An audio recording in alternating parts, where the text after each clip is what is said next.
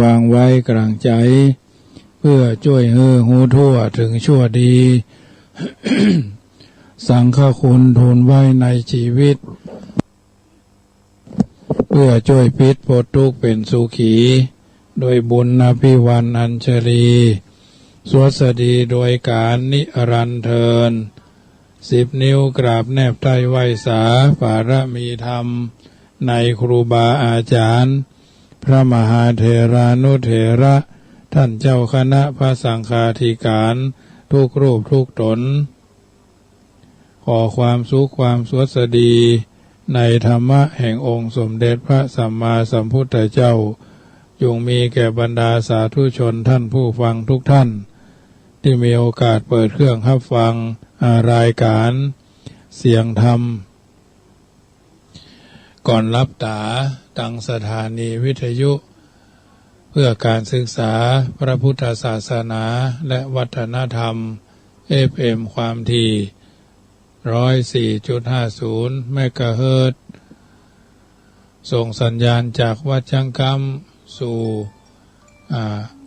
วัดฝ่ายหินตำบลสุเทพอำเภอเมืองจังหวัดเชียงใหม่ญาติโยมสาธุชนท่านผู้ฟังทั้งหลาย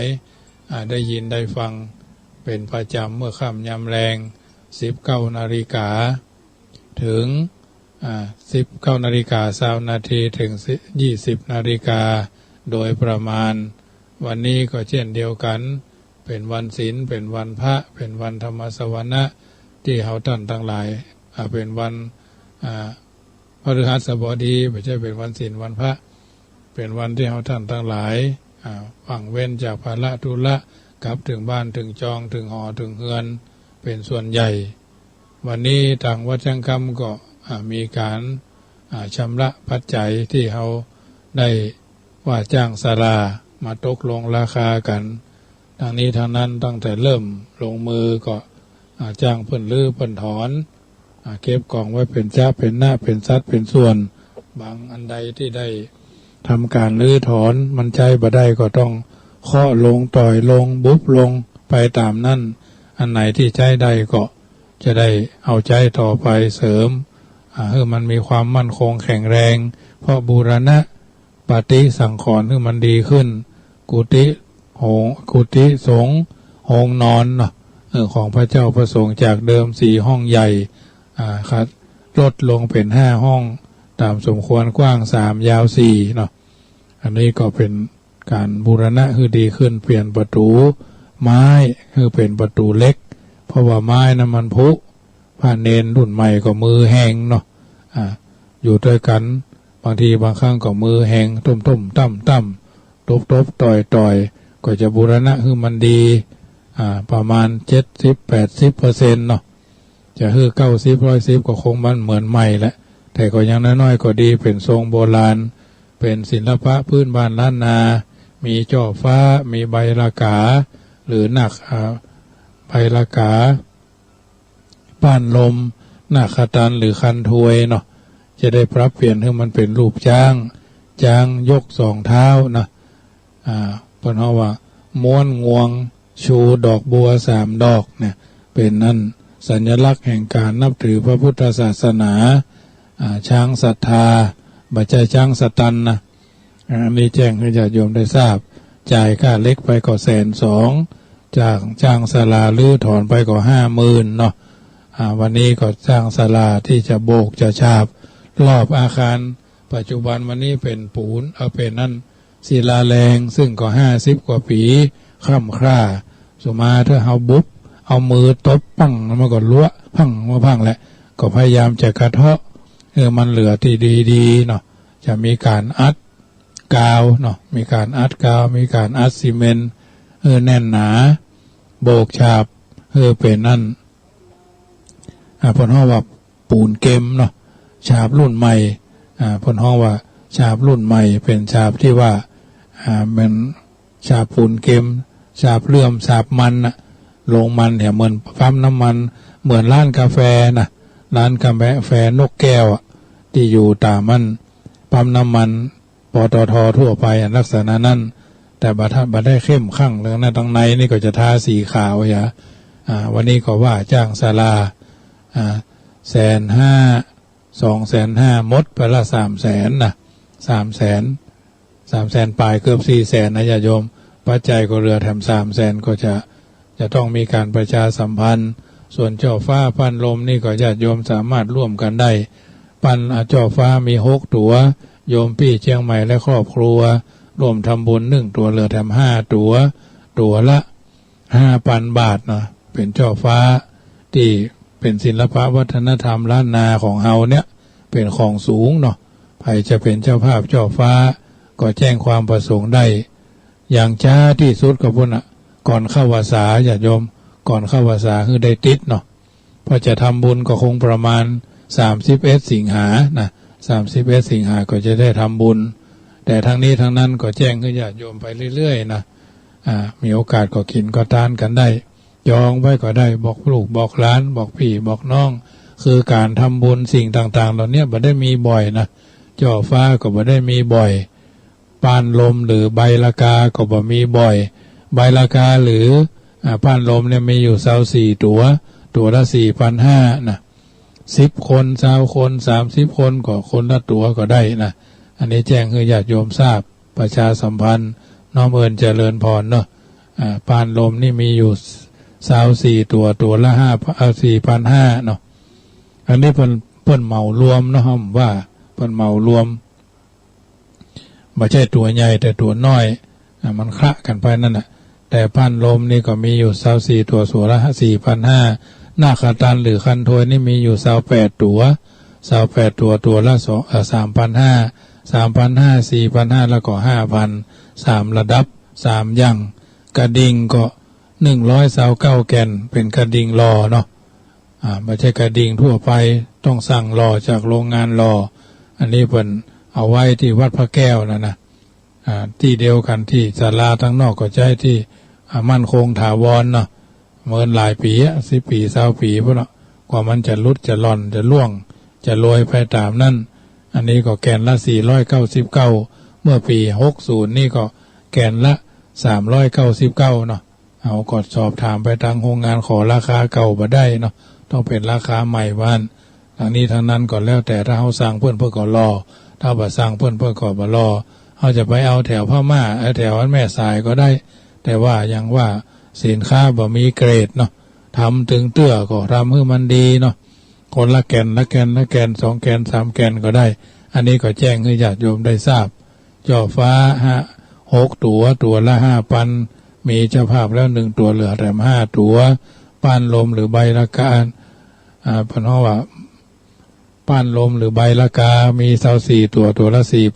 4,500นาคตันหรือคันโทยมี28ตัวละ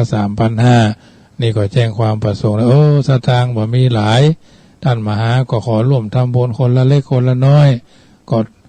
ร่วมเป็นตารางเมตรก็ได้ตารางเมตรละ2,560 4 ตารางเมตรละ200ก็แจ้งความประสงค์กันไปเรื่อยๆญาติโยม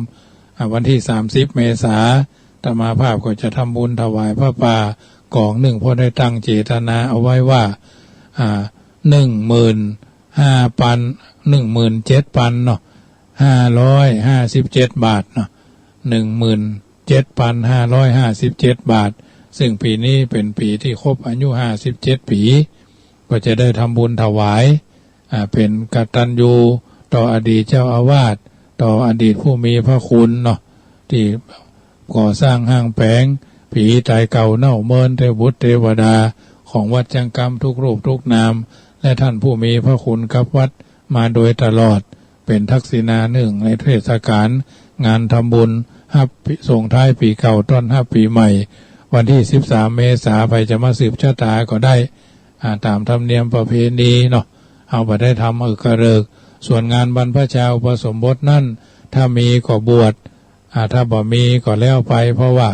ปีนี้ถ้าจะฮือพร้อมในก็50เพราะว่ากุฏิอยู่ในระหว่างที่บูรณะเนาะบูรณะก็ฮ้อนนะญาติโยมฮ้อนมากๆอนุโมทนาโยมแม่เรนูเนาะ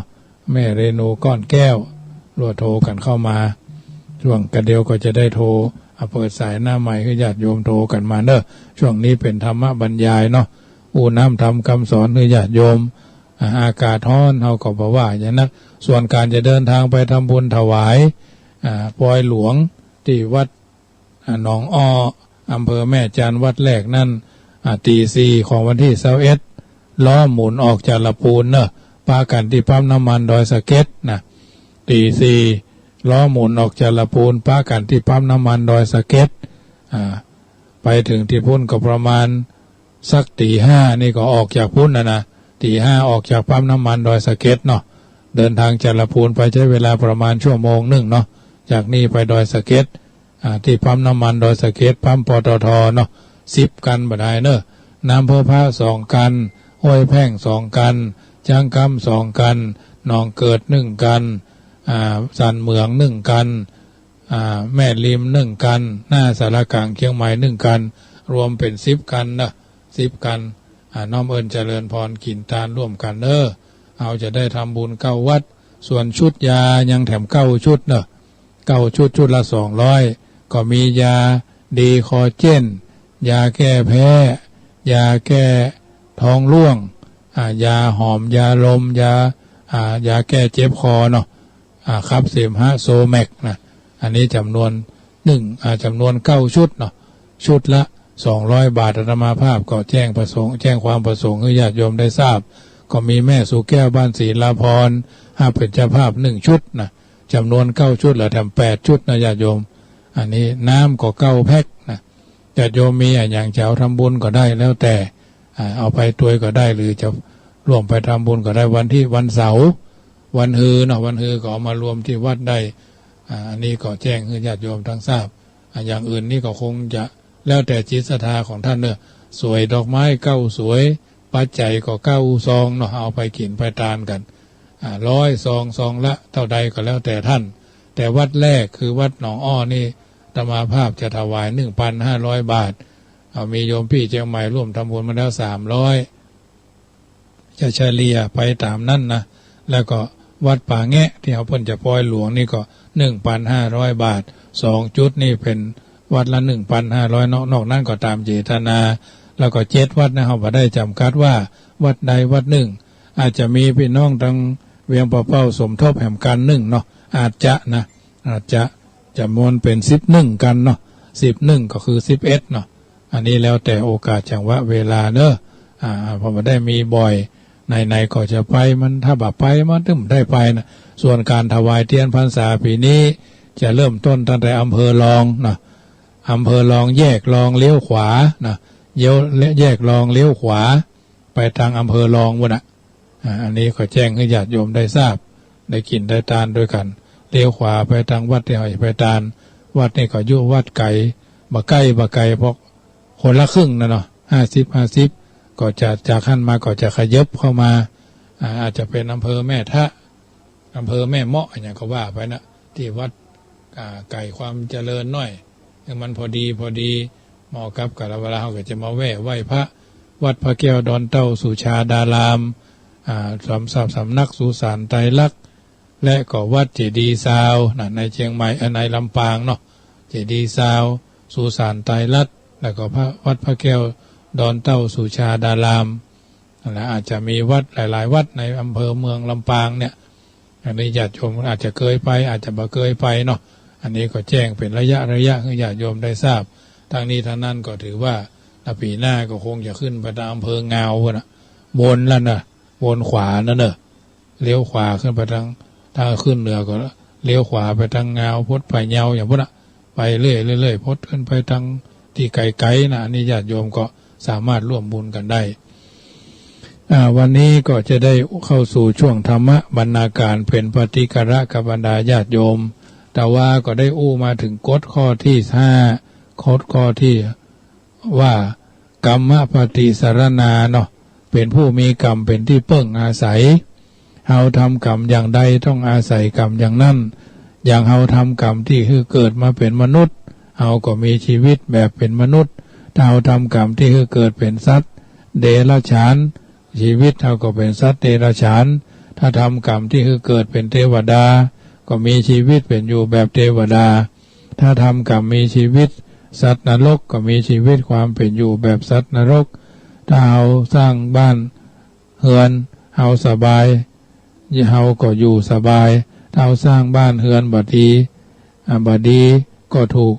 ก็อยู่บ่สบายเฮาทำกรรมชนิดไหนเฮาก็อาศัยกรรมชนิดนั้นเป็นอยู่เฮาทำงานได้เงินเท่าใดก็ได้เงินเท่านั้นเป็นอยู่แต่บางคนบอกว่าอ้าวถ้าหากทำกรรมชั่วล่ะแล้วมีกรรมชั่วเป็นที่อยู่อาศัยอยู่ได้อย่างใดล่ะกรรมชั่วเป็น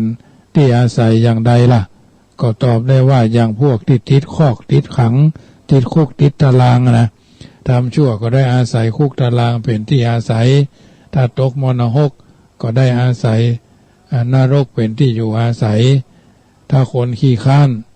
มาทำงานเนาะก็ได้อาศัยกระท่อมหรือที่อยู่ด้วยความยากลำบากเป็นที่อยู่อาศัย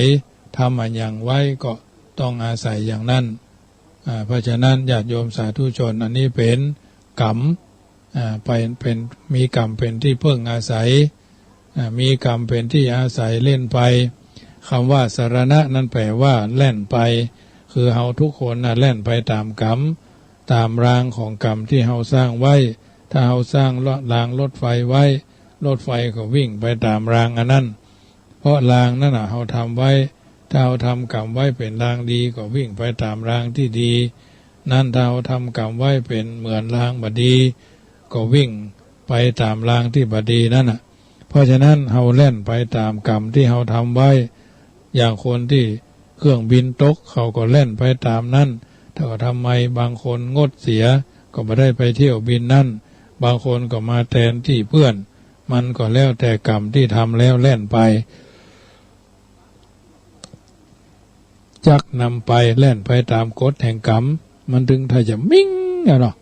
การตกเครื่องบินกาหรืออุบัติเหตุอันใดอันหนึ่งเนาะดับบูบไปเหมือนเตียนดับเหมือนไฟดับมันคงจะมืดมิ่งไปนะกรรมกฎข้อที่6ทำกรรมใดไว้ดีหรือชั่วจะต้องได้รับผลของกรรมอันนั้นเหมือนบุคคลหว่านพืชชนิดใดย่อมได้รับผลชนิดนั้นถ้าหว่านเข้าก็ต้องได้รับเข้าหว่านถั่วก็ต้องได้รับถั่วหว่านเข้าจะได้รับถั่วบ่ได้นะปลูกบะม่วงปลูกบะเป้าเนาะปลูกบะเป้า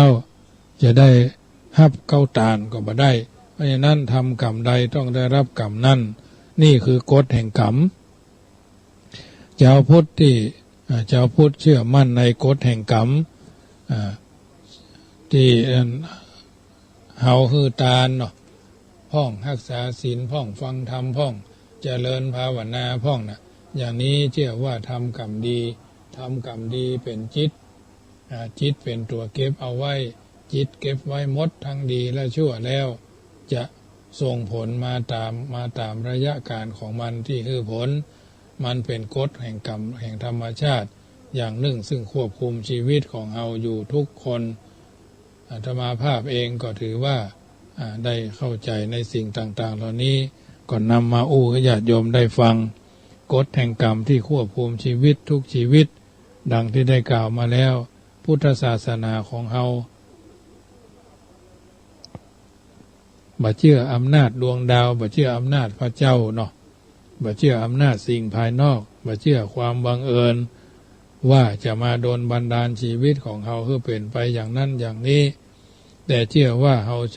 จะสุขเราจะทุกข์เราจะเสื่อมเราจะเจริญขึ้นอยู่กับกรรมดีและกรรมชั่วซึ่งเราได้ทำไว้ในชาติที่แล้วล่วงแล้วมา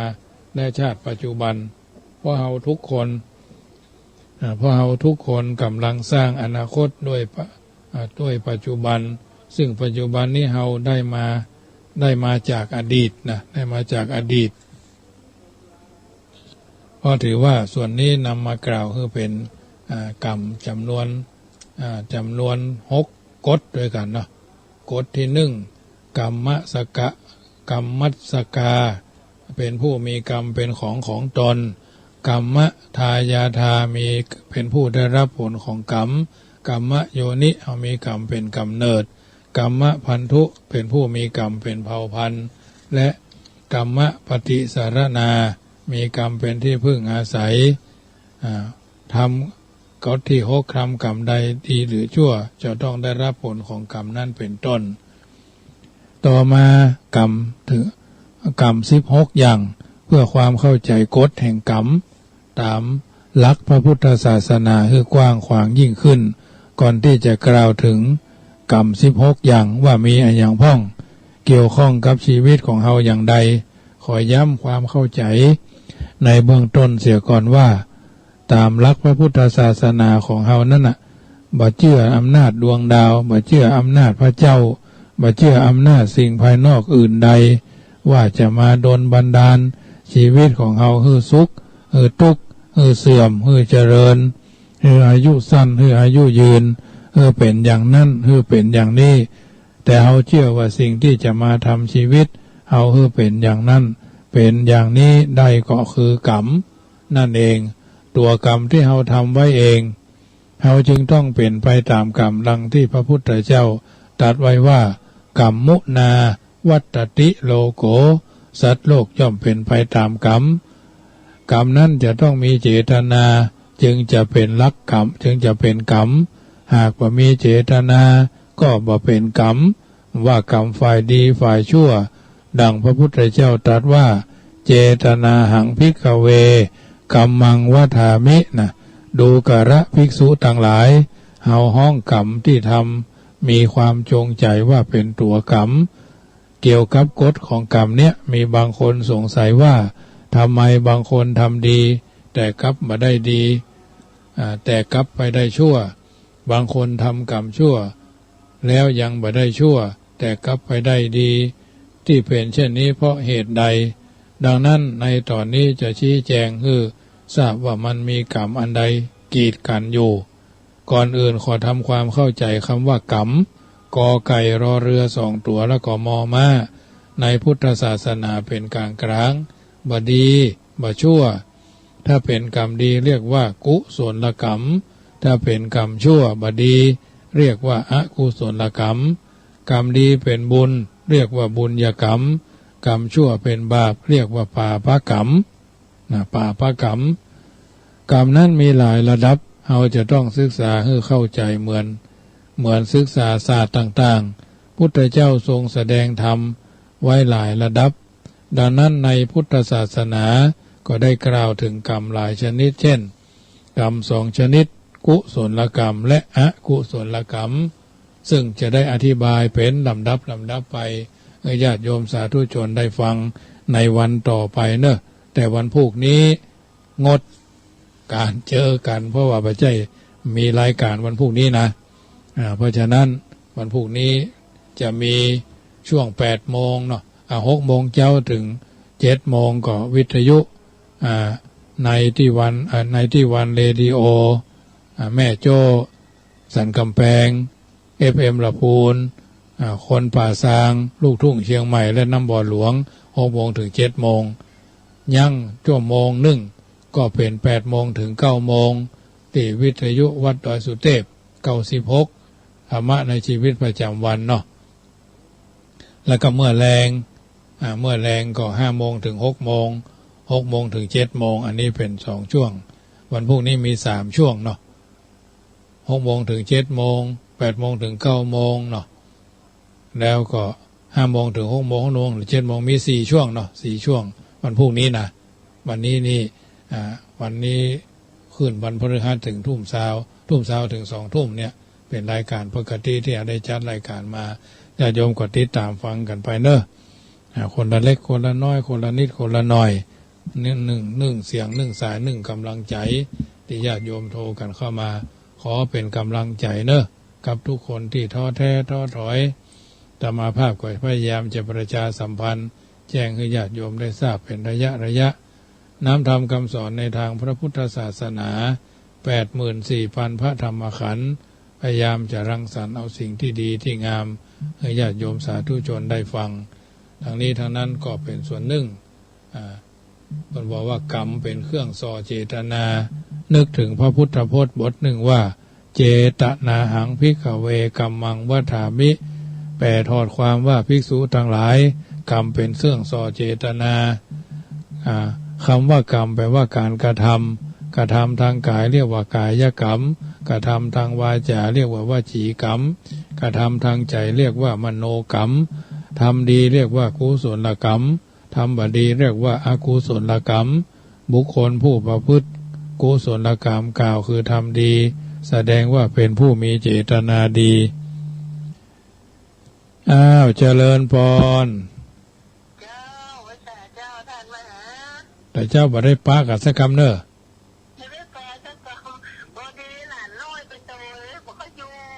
น่ะละอ่อนมัน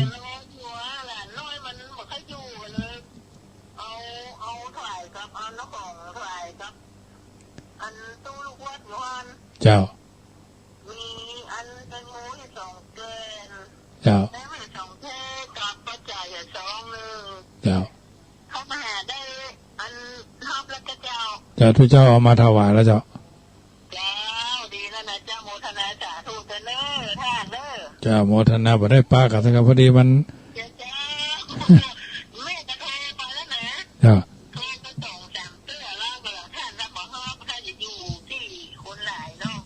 อยู่ในอันศาลาเขามาทำสัญญาอย่างตัวเองน่าจะก็เลยกันเรื่องว่ามันต้องอยู่อะไรเช่นเขาคนงานมันต้องอยู่เนี่ยก็เลยปล่อยให้กันหลานพอดีว่างจ้ะว่างวันนี้ก็ว่าจวนวันย้ายไปก็ไปส่งเนอะอย่างเงี้ยเดิมลูกมันด้วยลูกมันน้อย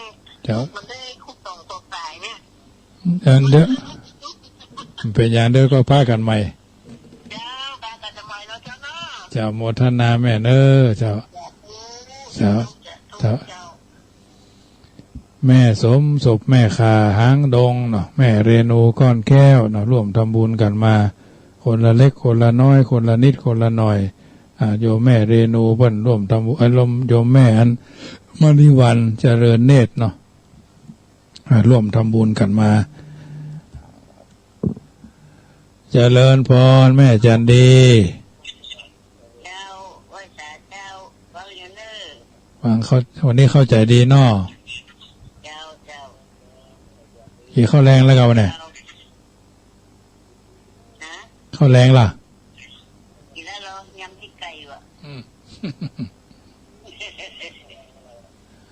ขอมาฮือกะขอมาส่งกะเจ้าเป็นกำลังใจแม่จันดีโมทนาเนอเป็นเจ้าภาพ1 ตารางเมตรเนาะโมทนาเจ้าอนุโมทนาในบุญเนอเจ้าแม่จันดีสันทรายผักก้างสันทรายร่วมทำบุญ1 ตารางเมตรเพิ่นเอามาถวายโดยโยมแม่สมศพแม่คาเนาะแล้วก็หลายคนเพิ่นมาวันนี้นะเพิ่นก็จะมาวันมาสืบชะตาก็จะมาวันนี้มาเป็นวันเสียเนาะบางคนก็จะมาสืบชะตาก็มาถามเหนือถามใต้ได้วันเสียเขาก็บ่เนี้ยเนาะวันนี้ศาลาก็ตกลงทำสัญญากันแล้วเขามาจะเบิกสตางค์แล้วก็ไปห้องไวยาวัจกรมาเบิกเพราะว่ามันมี3 ชื่อ4ถึงตู้หลวงเนาะตู้หลวงก็จะเป็นจะต้องไปทำหนังสือบันทึกเป็นเอกสารถึงบินถึงหยังพอดีพี่อ้ายประเสริฐแรงป่าเพิ่นก็เป็นภาระธุระเช็คราคาตรงนั้นตรงนี้ดูโฮมโกบอนดูโฮมนี่ก็120,000โดมอนนี่อันดูโฮมเนาะดูมอนนี่ก็หลายราคา100,000ปลาย120,000 130,000ไม่ล่ะพอดีไป VR บ้านแป้นนี่ก็130,000 109,000ปลายก็เลยเอาสุดท้ายที่มันถูกเนี่ยเนาะพอดีเป็นเพื่อนเดียวเสี่ยวฮักกันเพื่อนด้วยก็เลยมอบภาระให้เพื่อนดูแลจัดแต่งดาวันพุธนี้ก็จะเริ่มเล็กเนาะ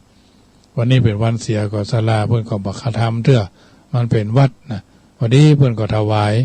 ไผ่มีบานประตูหน้าต่างทั้งบ้านเนาะถ้าว่าปัจจัยงานแล้ววันนั้นก็โยมเชียงใหม่ถวายมา2 บานเปิ่นซื้อมาแล้วมันไม่ได้ใจเนาะเอาไว้บ้านจะเอามาปัดมาโปะแถมใหม่เนาะหน้าต่างก็ดีไม้ซักที่เป็นแผ่นก็ดีเนาะ4-5 แผ่น10 แผ่น20 แผ่นเดี๋ยวนี้ซ่อมหรอซื้อก็หลายตังค์พี่อ้ายประเสริฐเพื่อถวายประตูเล็กมา3 บานเนาะจะได้เสริมทำ2 บานพร้อมทั้งขอบมันตัวเก็บไว้เป็น10 กว่าปีแล้วมันก็ยังอยู่ในขั้นที่ดีอยู่ก็กระเทาะ อย่างออกจะทาสีใหม่อันนี้ก็ถือว่าเป็นส่วนหนึ่งไม้ซักก็ดีประตูหน้าต่างเก่าก็ดีเนาะที่ญาติโยมหันว่าอยู่บ้านก็เอาไว้บ่ได้แต่เขาแล้วนี่พี่ให้ทางบ้านประมุนนี่บวชถวายมาซิมตอนนั้นเขายังไม่ได้แปลงอย่างเดียวเนาะก็เลยทำเป็นโต๊ะทำเป็นโต๊ะนั่งได้2 คนบานหน้าต่าง1 บานนั่งได้2 คนหรออย่างนักเรียนนั่งในห้องเรียนเขาก็ทำขาให้มันพอดีกับคนที่เขาผู้ใหญ่นั่งเรียนหนังสือนั่งประชุมก็ได้อยู่10 ตัวก็ยังแขวนน้อยเวลามีการโยมใส่บาตรใส่ปกใส่บาตรหยาดน้ำนี่ก็ยังแขวนเอาวางโต๊ะวางอย่างได้ก็ไปตามนั้นญาติโยมเพราะฉะนั้นสรุปแล้วให้จะเป็นเจ้าภาพเจ้าฟ้าก็น้อมเอิญเจริญพรเนอะในคืน104ของเราทุกท่านมีโอกาสก็ทำบุญกันได้แล้วแต่ถ้ามีศรัทธาก็ทำไปบัตรทำก็บ่เป็นยังอนุโมทนาอาจจะหู้จักคนนั้นคนนี้เนาะเปิ้นใครร่วมเป็นเจ้าภาพก็เฮาก็บอกเปิ้นเฮาทำบุญคนเดียวเฮาก็ได้สวรรค์มนุษย์สมบัติเฮาจวนเปิ้นก็ถึงยังแควนน้อยเปิ้นก็จะได้มนุษย์สมบัติสวรรค์สมบัตินิพพานสมบัติทางนี้ทางนั้นก็ถือว่าเอาในการที่จะดำเนินชีวิตของเราด้วยประการทั้งปวงบางสิ่งบางอย่างบางประการนั้นเราก็ไม่ใช่ว่าอยู่ในสังคมคนเดียวอยู่กันในสังคมแห่งการอยู่ร่วมอยู่กันอย่างพี่ดีกันอย่างน้องปรองดองกันเหมือนญาติชาติประเทศก็จะเจริญพระพุทธศาสนาก็จะรุ่งเรืองการกินการทานการทำบุญมันเป็นเรื่องปกติโดยทั่วไปอาตมาภาพก็พยายามก้อนไกลเอาสิ่งต่างๆเหล่านี้มาสาธกมาสาธยายครูบาอาจารย์ทุกวัดที่เพิ่นมีการก่อสร้างห้างแผงถ้าบางปีบางจังหวะโอกาสอาตมาภาพมาเป็นเจ้าวาดอยู่ที่วัดจังกำนี่ก็เป็นปีที่20วันที่27มิถุนายนจะครบ20ปีบริบูรณ์ก็ถือว่าได้ทำสิ่งที่ทรงคุณค่าบันทึกไว้ในประวัติศาสตร์หลายสิ่งหลายอย่างที่ญาติโยมมาได้ฮู้แถมก็มีจำนวนนักดังการสร้างเกียรติยศประวัติของวัดเอาไว้บันทึกเป็นตราสัญลักษณ์อันนี้ก็ได้มีโครงการมีเป้าหมายที่จะทำสิ่งที่ดีบูรณะกุฏิสงฆ์เอาไว้บูรณะกุฏิศาลาการประเรียนบูรณะอุโบสถซึ่งเป็นโครงการต่อไปที่เอาไว้มั่มมึกเอาไว้ว่าจะสร้างศาลาปฏิบัติธรรมศาลาบำเพ็ญศาลาพุทธมงคลศาลา5 รอบ60 ปีก็แหม3 ปีก็จะ60ก็จะทำไว้เปิ้นเฮาว่าศาลาแสยิด60 ปีก็ตั้งโครงการนโยบายเป้าหมายเอาไว้จังว่าโอกาสเวลาก็จะถึงเวลาแล้วถ้ามันมีโอกาสจะทำก็ทำซึ่งสิ่งต่างๆเหล่านี้เอาได้มีปฏิทินงานเอาไว้ถึงเวลาก็ทำได้เลยจะบ่ได้ทำก็เป็นหยังว่าไว้ดีกว่าไว้ว่านะญาติโยมทำเอาไว้เถอะเอาท่านทั้งหลายมาแน่คนสมัยนี้บทจะตายก็ตายบทจะวายก็วายนะบทจะดับจิตก็คือดับจิตถึงสิ่งต่างๆเหล่านี้บางทีบางครั้งมันเป็นเรื่องที่บัญชีลังอย่างยืนโลกมาใหม่ดูเจ้าลูกขอนแก่นมาอยู่ตัวตน2-3 วันแล้วก็เกือบมรณะท่านพระมหารัศมีนั่นแหละอายุ63-64ละ